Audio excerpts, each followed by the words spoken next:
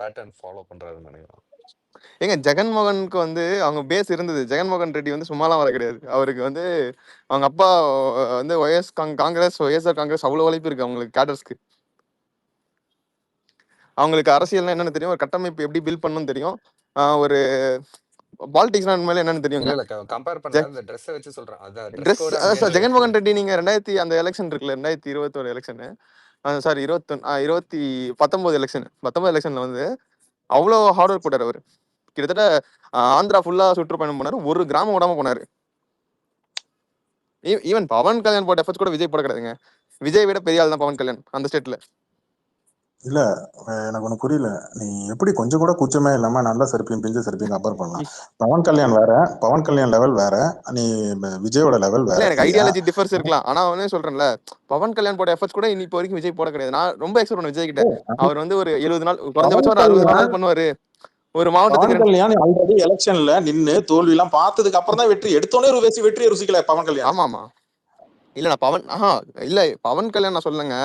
பவன் கல்யாண் வந்து ஃபர்ஸ்ட் தேர்தல்ல இருந்து இன்னி வரைக்கும் ஒரு எஃபர்ட் போடுறாருல, அது வந்து எப்படி போட்டாருன்னா எல்லா அவர் கிராமத்து வரைக்கும் போவாரு. கமல்ஹாசன் போட்ட எஃபர்ட் கூட விஜய் போட கிடையாது இன்னி வரைக்கும். கமல் மேல அதுதான் நானும் சொல்றேன். கமல்ஹாசன் ஆரம்பத்துல அதுதான் சொன்ன சபா. கமல்ஹாசன் இங்க வந்து கட்சின்னு ஒண்ணு ஆரம்பிச்சதுக்கு அப்புறம் ஒவ்வொரு இடத்துல அட்லீஸ்ட் செயல்பாடுகள் நேரடியா வந்து பத்திரிகையாளரை சந்திப்போ இல்ல வந்து கட்சி கூட்டங்கள்ல கூப்பிட்டு ஆபீஸ்குள்ள கூப்பிட்டு வச்சு ஆழ்வார்பேட்டையில உட்காந்து பேசுறது ஏதோ ஒரு 4 நிகழ்வாகவும் நடந்தது. ஆனா இங்க மாநாடு அப்புறம் வண்டியில போய் நின்று கூட்டமே இல்லைனா கூட அந்த இடத்துல கூச்சமே இல்லாம போய் நின்று பேசிட்டு வந்த ஆளுதான் கமலஹாசன். ஆனா என் கேள்வி என்னன்னா, நீ இங்க கூட்டம் கூடுறதுக்கு இடம் நீ இன்னும் 4 இடம் குறிக்கிற, நீ கேட்கிற இடத்த கொடுக்கலன்னா அரசாங்கம் எங்களை பார்த்து பயந்துருச்சு. சரி, அப்ப இந்த டெக்னிக் எனக்கு தெரிஞ்ச எல்லா கட்சிகளும் கொஞ்சம் ஃபாலோ பண்ணுங்க. எல்லாருமே இது பண்ணுவாங்க கபிலன். இது அதிமுக சட்டசபையில ஓபன் பண்ணிருக்கு, ஆளுங்கட்சிக்கு நாங்க அதெல்லாம் இது ஒண்ணுமே இது குற்றச்சாட்டுலாம் வைக்கிறது அதிமுக தெரியும். திருட்டுத்தனம் பண்ணணும்னா திருட்டுத்தனம் பண்ணணும், எப்படி பண்ணணும் அப்படின்றதுல புது டெக்னிக், புது மாஸ்டர் டிகிரி படிச்சு வந்திருக்காங்க டிவிக்கு. அப்பெல்லாம் இல்ல, இது எல்லாமே ஹோல் டெக்னிக். இதெல்லாம் டெம்ப்ளேட், அதெல்லாம் டெம்ப்ளேட். இதெல்லாம் ரொம்ப நல்லாவே இருக்கு. இதெல்லாம் மேபி விஜய்க்கு வேணா புதுசா இருக்கலாம், இதெல்லாம் ரொம்ப பழைய டெக்னிக்ஸ். இல்ல எங்களுக்கு புதுசா இருக்கு. எங்களை ஏன்டா நீ ஆட்டத்துல கிடையாது, எங்களை ஏன்டா ஆட்டத்துல சேர்த்துக்கல? அதே ஆட்டம் ஆடுறதுக்கு இங்க 10 பேர் இருக்காங்க, என்ன ஆட்டத்தை சேர்த்து பயப்படுறேன். உண்மையிலேங்க உள்ள வந்து 6 அடிச்சிருவேன். ஒரு வாரமா இப்ப இன்னைக்கு நீங்க விஜய் எல்லாம் வந்து இந்த சனிக்கிழமை கண்டென்ட் வந்து நான் அடிக்க ஆரம்பிச்சேன். அதுக்கு முன்னாடி வரைக்கும் நீங்க பாத்தீங்கன்னா நான் அதிமுக கூட பிஸி ஆயிட்டேன். செங்கோட்டையன் பயங்கரமா ஒரு ஸ்கிரிப்டோட வந்து இருக்காரு, அதை வச்சு நம்ம முக்கியமான பார்ட்டி தான் நம்ம கான்சென்ட்ரேட் பண்ண முடியும். இவனை கான்சென்ட்ரேட் பண்ண முடியாது.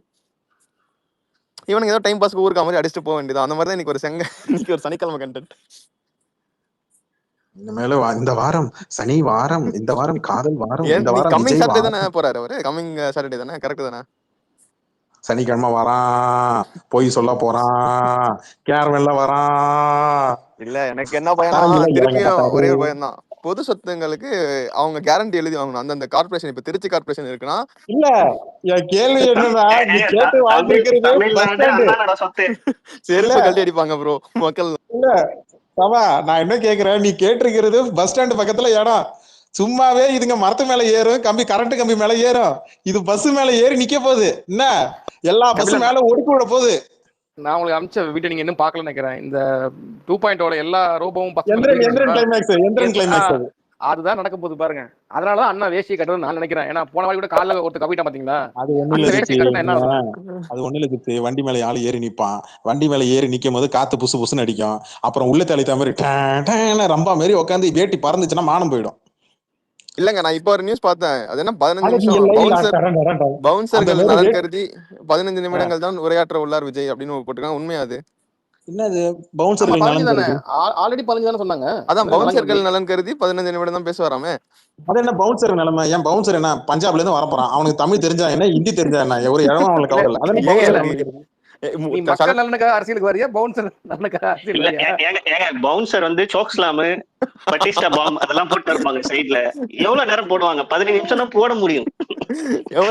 அதுக்காக அவங்க நலன் கருதி. உண்மையிலங்க நான் இது உண்மையில செல்ஃப் எடுக்காது. ரொம்ப அவங்க கிட்ட ஒரு சப்போர்ட்டிவா இருக்க பீப்புள்ஸ் கிட்டே வந்து விஜய் வந்து செல்ஃப் எடுக்காது. சும்மா இருங்க, அப்படி இப்படி சொல்லி கேன்சல் பண்ணிட்டு சூப்பரா வரும், நல்லா வரும். தமிழக வெற்றி கழகம் வெற்றியின் பேர் வச்சாச்சு, வாகையின் அதுலயும் பேர் வச்சாச்சு, விஜய்லயும் வெற்றின்ற வந்துச்சு. ஆஸ்ட்ராலஜிக்கலா நீங்க நேம் அது மாதிரி நீங்க செட் பண்ணிட்டீங்கன்னா யாரு சனிக்கிழமை சூஸ் பண்ணாங்க? சனிக்கிழமை எனக்கு என்ன சபா, எனக்கு என்ன தோணுது, சனிக்கிழமை வந்து சனி பகவானுக்கு உகந்தது. காக்காவுக்கு ரொம்ப கரெக்டா வந்தீங்க. கொஞ்சம் வைபிஆர் கொஞ்சம் ஞாபகப்படுத்தி பாருங்க. இந்த ஆளு வந்து கட்சி கொடி அனௌன்ஸ்மெண்ட் பண்றதுக்கு என்ன பண்ணான்னா 4 கிழமை பார்த்தானுங்க. ஞாபகம் இருக்கா? ஆமா ஆமா ஞாபகம் இருக்கா? சொல்லுங்க. அப்ப கட்சி கொடி பாத்தீங்கன்னா அதுக்கு முத நாள் ஏதோ ஒரு சாமியார்ட்ட போயிட்டு கேட்டிருக்கிறாங்க.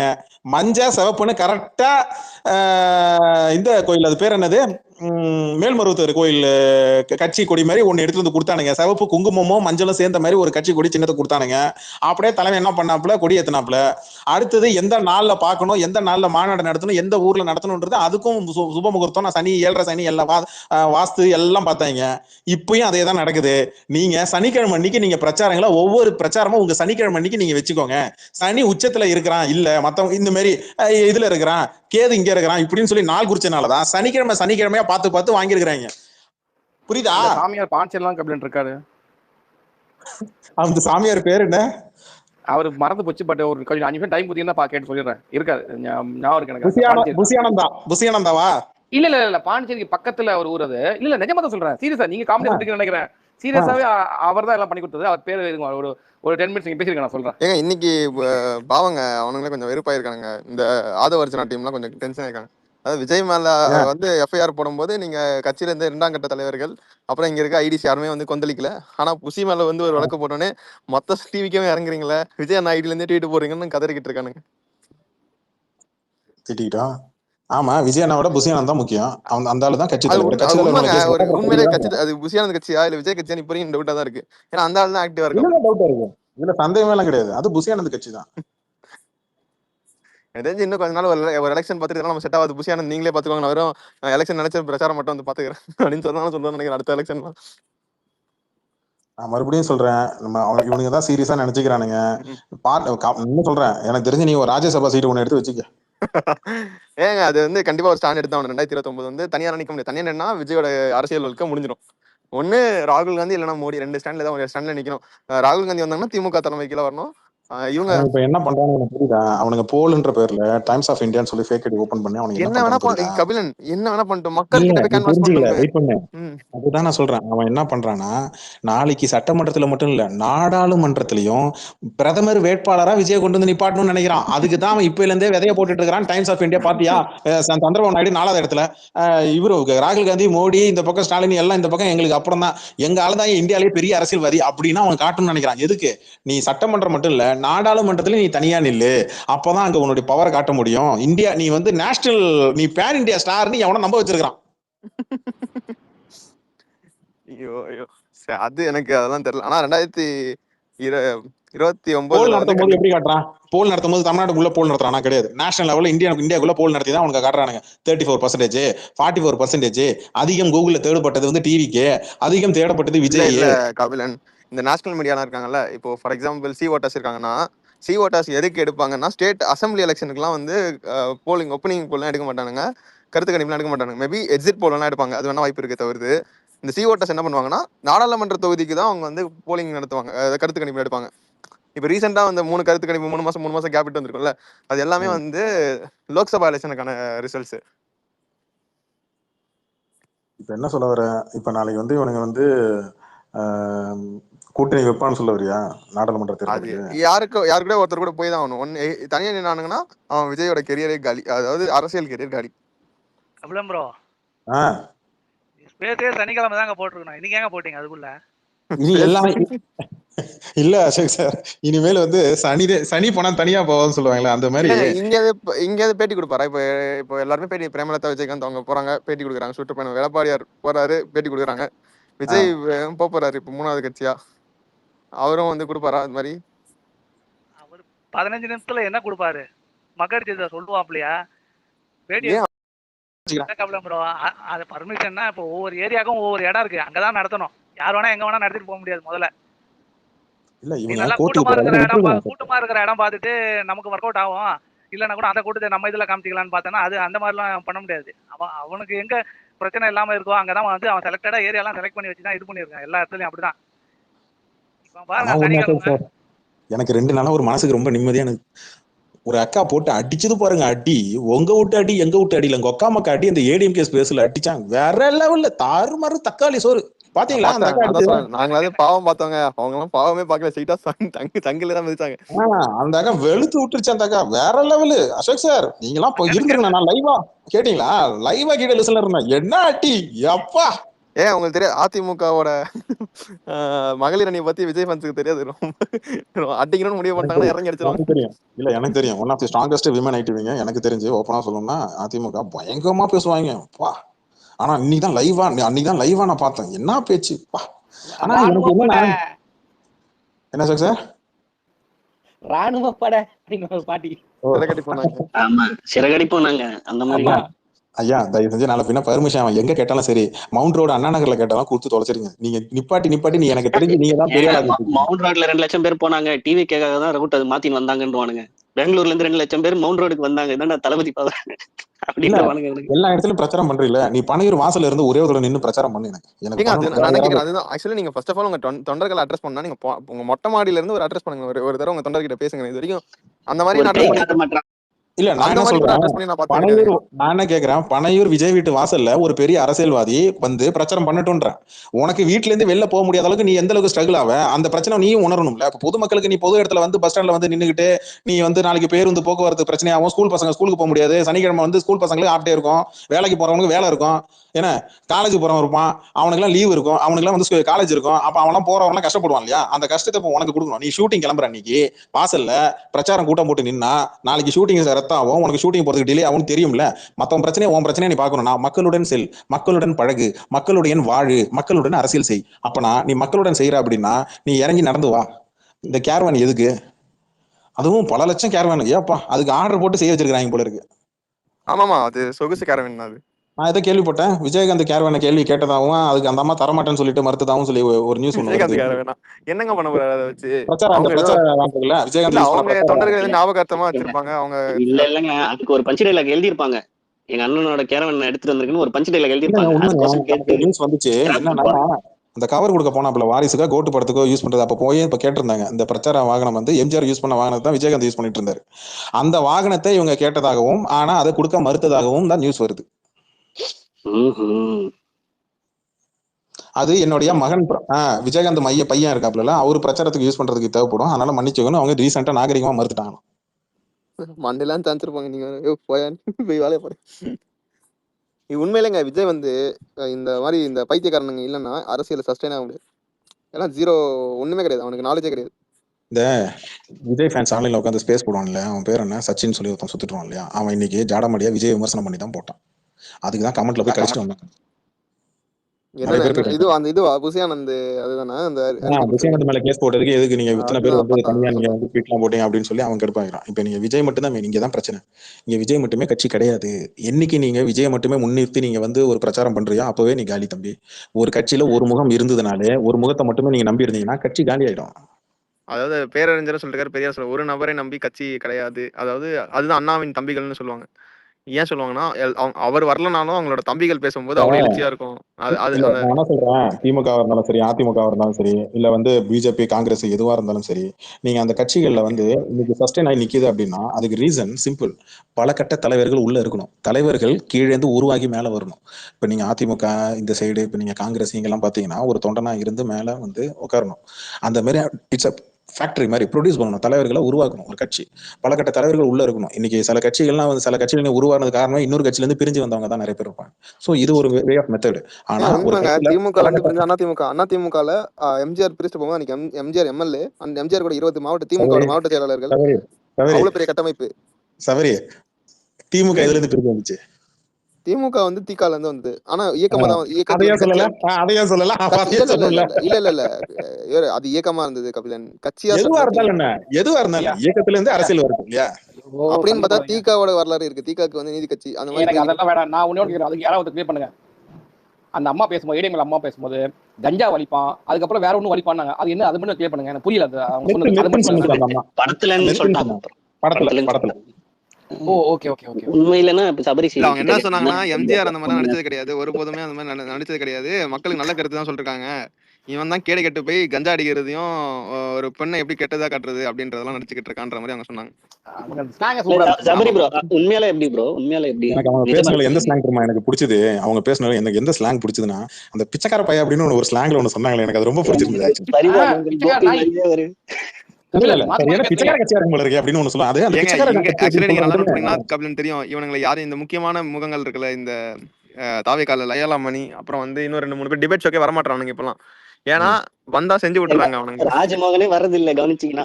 ஆமா ஆமா அந்த ஒரு இன்சிடென்ட்க்கு அப்புறம் யாருமே வரதே கிடையாது. ஏன்னா இவங்க எல்லாம் வேட்பாளரா போட போறாங்க, அதனால வரது கிடையாது. எங்க போயிட்டு அசிங்கப்பட்டு ஆள் இல்ல. ஆமா ஆள் இல்ல. அதனால நீ வந்து இருக்கிறவங்கள பேச்சாளர்களை நீ கொண்டு வந்து நீ வந்து பேச்சாளர்னு பேருன்னு சொல்லி ஏமாத்திட்டு இருக்கிறவங்கள கொண்டு வந்து நீ வேட்பாளர். அப்ப இந்த ஒரு சீட்டுக்கு தான் இன்னும் பேச்சா? ஆமா ஆமா அதனாலதான் காசு இல்லாம ஆங்கரிங் பண்ணிருக்காரு கஷ்டப்பட்டு. இருங்க அதெல்லாம். ஆனா உண்மையா ஒரு பேச்சாளரை வந்து தமிழ் அறிஞர் தமிழ் பண்பாட்டு கழகத்தின் முக்கியமான ஒரு நபரை கொண்டு வந்து ஆங்கரிங் பண்ண விட்டுட்டு உட்காந்து இதோ வந்து விட்டார் இதோ வந்து போறாரு வாட்டர் பாட்டில் மூடிய திறந்துட்டாரு எடுத்து வாயில வச்சு கவிட்டாரு குடிக்கிறாரு. கடைசியா அவரு அதிமுக பதில் கேட்டதுக்கு அதிமுகன்னு சொல்லாமலே மாத்தி மாத்தி குழப்பி பேசி பயங்கரமா பல்பு வாங்கினாங்க. ஜோக் சப்பாட்டு நான் பெருசா முன்னாடி நம்ம ஆரம்பத்துல நம்ம ஸ்பேஸ்ல சொல்லிட்டு இருந்தோம். அதிமுக தான் சொல்லிட்டு இருந்தோம் கொஞ்சம் ஸ்பேசஸ் எல்லாம் நிறைய போடுங்க அப்படின்னு சொல்லிட்டு இருந்தோம். நல்லா பேசுறாங்க பாயிண்டா பேசுறாங்க, நிறைய விஷயங்கள் நல்லா சூப்பரா பேசுறாங்க. அங்க என்னன்னா அங்க ஹேண்டிலிங் பண்றாங்களே, அங்க டீல் பண்ற விதம் இருக்கு இல்லையா, அது நல்லாவே பண்றாங்க. சும்மாலாம் சொல்லக்கூடாது, நல்லா தான் பண்றாங்க. இங்க திமுக எப்படி பேசுறாங்களோ அதே மாதிரி அவங்களும் நல்லா சரிசமா நல்லா டஃப் கொடுத்து தான் பேசுறாங்க. ஆனா விஜயை வச்சு டீல் பண்ணது மட்டும் சூப்பரா டீல் பண்ணாங்க. உண்மையிலே சபா எனக்கு ரொம்ப பிடிச்சது. இந்த சைடு இப்ப டீல் பண்றது எனக்கு ரொம்ப இன்ட்ரெஸ்டிங்கா இருக்கு, உண்மையிலே சொல்றேன். ஏன்னா ஒரு பெருசாலாம் யாரும் பேசல, ஒரே ஒரு லேடி அவங்க தான் பேசினாங்க. வச்சு அச்ச அடியில உக்காளி தெரிச்சுக்கிட்ட போட்டான். அவன் போனா அவன் இன்னொரு ஸ்பேஸ்ல கோஸ்ட். எனக்கு அப்பதான் தெரியுது டேய் கோஸ்டுக்கு இந்த நிலைமையா? கோஸ்ட் எல்லாம் சிக்கனா என்ன ஆவான்னு தெரியல. அவன் பிரசனா இல்ல ஷெஃப்னு சொல்லிட்டு ஒருத்தன் தான். ஆனா அவன் வேற ஒரு ஸ்பேஸ்ல கோஸ்ட்ல இருந்திருக்கான், நான் பாத்துருக்கேன். இப்ப கூட இன்னி கூட ஏதோ ஒரு ஸ்பேஸ் போட்டாங்க, அதுல அவன் கோஸ்ட்ல இருக்கான்.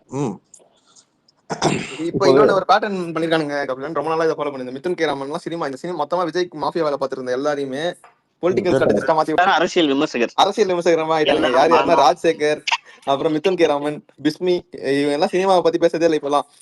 என்ன பண்ண போறாங்கன்னா வளரும் டிராக்கர்ஸ் எல்லாருக்கும் நல்ல ஒரு வாழ்வு அப்படிலாம் இல்ல, சேர்த்து கட்டி அடிப்பாங்க. சினிமா மாதிரி பாலிடிக்ஸ் கிடையாது. ஏதாவது ஒரு ஃபேக்சுவல் எரர் போட்டாங்கன்னா அவனுங்க வந்து லைஃப் தொலைச்சிற அளவுக்கு அவனுக்கு மேலே அந்த அளவுக்கு இருக்கும். அடுத்து வந்து மக்கள் கணக்கெடுப்பு ஒரு 100 பேர் அவனுக்குள்ள கேட்டு மக்கள் கணக்கெடுப்பு டிவிக்கு 78% அடின்னு போட்டு இருப்பானுங்க. இதுதான் இப்ப ராஜசேகர் மட்டும் கொஞ்சம் உசாரு. மிதுன் கே ராமன் செய்ய மாட்டோம். ராஜசேகர் மட்டும் என்ன பண்ணுவான்னா சோர்ஸ் எடுத்து போட்டுருவான். இந்த மாதிரி ஒரு மிதுன் கே ராமன் மாட்டி விட்டு போயிடுவான். அவன் ஒருவேளை சோத்துக்கே கஷ்டப்படுறான், சோத்துக்கு வழியில இருந்தாலும் சோர்ஸை பத்தி பேசுறான்.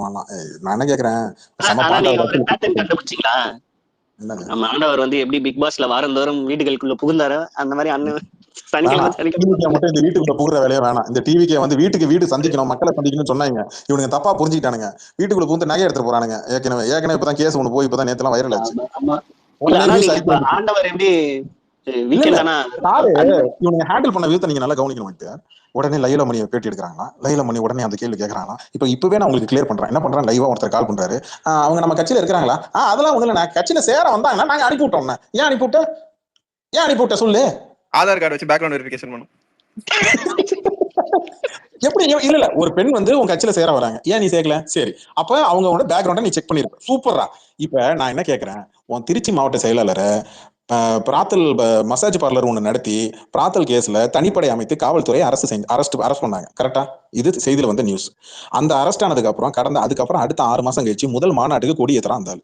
கண்ணாடி போட்டு நீங்க நியூஸ்ல எல்லாம் வைரலா இருந்துச்சு. நீங்க பேக்ரவுண்ட் வெரிஃபிகேஷன் பண்ணியா? பண்ணல. ஏன் பண்ணல? பேக்ரவுண்ட்ல போகும்போது காசு கொடுத்துட்டாங்க, அதனால வெரிஃபிகேஷன் சக்சஸ்.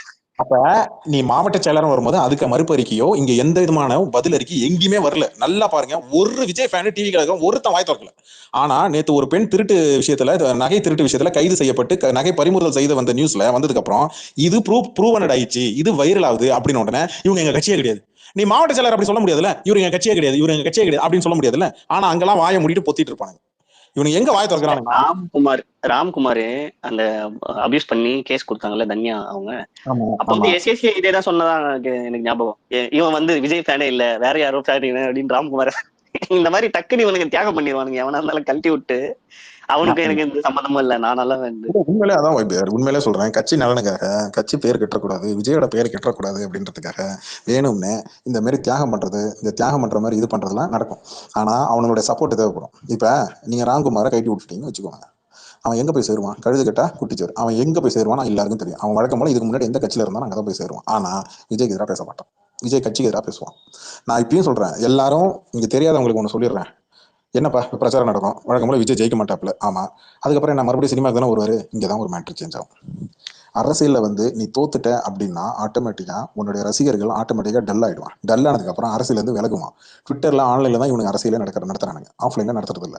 ஆன்லைன்ல நடத்தக்கூடிய அவனுக்கு எல்லாருமே வெறுத்து போய் ஒரு கட்டத்துக்கு மேல டோட்டலா வெளில வருவாங்க. கூட்டம் கம்மியாகும், மவுசு கம்மியாயிடும். மவுசு கம்மியாக கூடாதுன்றதுக்காக தான் 15 நிமிஷம் பேசுறது, 15 நிமிஷம் மட்டும் ஒரு ஊர்ல நின்று பேசுறது. காரணம் என்ன? நீ அதிகமா நீ தலையை கட்ட ஆரம்பிச்சுன்னா நீ அவனை மதிக்க மாட்டீங்க. இப்ப பார்க்காத ஒரு அரிய வகையை பார்க்காத ஒரு பொருளை தான் நம்ம போய் அருங்காட்சியகத்துல நம்ம போய் பார்க்கறோம், தேடி போய் பார்க்கறோம், போறோம், இன்ட்ரெஸ்ட் காட்டுறோம். அடிக்கடி பார்க்குற விஷயத்த நம்ம பெருசா இதானப்பா போப்பா அப்படின்னு பார்ப்போம். அந்த மாதிரி தான் நீங்க ஒரு குரங்கையோ ஒரு நீங்க ஒரு என்ன சொல்றது ஒரு பறவைகளோ நீங்க வந்து சர்வசாதாரணமா நம்ம வீடுகளில் இருந்துகிட்டே பார்க்க முடியும். ஆனா ஒரு ஒரு என்ன சொல்றது ஒரு அதிகமா பார்க்க முடியாத ஒரு விஷயத்த வரும்போது அதுக்கு கூட்டம் வரும். ஆனா அது அடிக்கடி நீங்க பார்க்க ஆரம்பிச்சிட்டீங்கன்னா பார்க்க மாட்டீங்க. அதை தான் இங்க மேனிபுலேட் பண்ணி இங்க ட்ரை பண்றாங்க விஜய் வச்சு. இவர் அடிக்கடி வரக்கூடாது, அடிக்கடி இவர் வந்து நீங்க முகத்தை காட்டினீங்கன்னா இங்க மக்களுக்கு வந்து செல்வாக்கு கம்மியாயிடும், அதனால நீங்க அதிக முகத்தை காட்டாதீங்க. ஆனா அரசியல் அப்படி ஒர்க் ஆகாது தானே. அசோக் சார் எல்லாம் அரசியல் முகத்துக்காக வேலை செய்யாது. இந்த இந்த இந்த கரிஷ்மாட்டிக்கா அரசியல் இது கூட நான் ஒத்துக்கிறேன், இது கூட நான் ஒத்துக்கிறேன். ஓகேப்பா, மவுஸ் குறையக்கூடாது, பழைய பீஸ் ஆயிடுவாரு, இதெல்லாம் ஓகே. நீங்க வந்து ஒரு கனெக்டிவிட்டி ரீச்சபிளாவே இல்லையே. எங்களுக்கு ரீச்சபிளா இல்ல, ஓகே. உங்க கட்சிக்குள்ள இருக்கிறவனுக்கே நீ ரீச்சபிளா இல்ல. 3 பேரை தவிர 4வதா ஒருத்தன் உன்னை ரீச் பண்ண முடியலன்னும் போது நீ என்னத்த கட்சியை வந்து எஸ்டாப்ளிஷ் பண்ணுவேன்னு இருக்குல்ல. நீ ஆப் கிரியேட் பண்ற, மானிட்டர் பண்ற, இதெல்லாம் ஒன்னுத்துக்கும் உதவாது. உரிமையா ஒரு தொண்டனோ ஒரு மாவட்ட செயலாளரோ சார் இந்த மாதிரி நடக்குதுன்னா அப்படின்னு வந்து உனக்கு கேட்கும் போதுதான் அந்த கட்சி வந்து ஸ்ட்ராங் ஆகும். இவனுக்கு பிரச்சனையே வைப்பார். இவனுக்கு என்ன நினைச்சுக்கிறான்னா, என்னமோ நம்ம கொண்டு வந்து பிரசன்டேஷன் வேணுமோ, வே ஆஃப் பிரசன்டேஷன் இவரை வந்து இப்படி கொண்டு வந்து இப்படி நிப்பாட்டிட்டோம்னா அவர் ஆட்டோமேட்டிக்கா மக்கள் பார்த்த உடனே என்ன தேஞ்சு எம்ஜிஆர் வேற. முதல்ல எம்ஜிஆர் வந்து ஒரு எம்ஜிஆர் அரசியல்ல இருந்து இங்க சினிமாக்கு இங்க சினிமால இருந்து அரசியலுக்கு வரல. சினிமால இருக்கும்போதே அரசியல் இருந்தாப்புல. ஒரே நேரத்துல என்ன சொல்றது 2 மாட்டை ஓட்டினாப்புல. அந்த மாதிரி ஒரே வண்டியில 2 மாடு ஓட்டுற மாதிரி தான் அவர் அங்க மெயின்டைன் பண்ணிட்டு வந்தாப்புல. நாடக கலையில இருந்து அரசியல பேசிட்டு தான் வந்தாப்புல. இங்க கம்பேரிசனே முதல்ல தப்பு. 2வது, விஜய் முகத்தை பார்த்து எல்லாரும் ஓட்டு போட்டுருவாங்க அப்படின்னா, விஜய் முகத்தை பார்த்தா இங்க தமிழ்நாட்டில் எல்லாம் படம் பார்த்துருந்தா படம் பார்க்க ஆரம்பிச்சிருந்தாங்க அப்படின்னா விஜய் ஒவ்வொரு படத்துக்கும் வந்து 500 கோடி 1000 கோடி கலெக்ட் ஆயிருக்கணும்.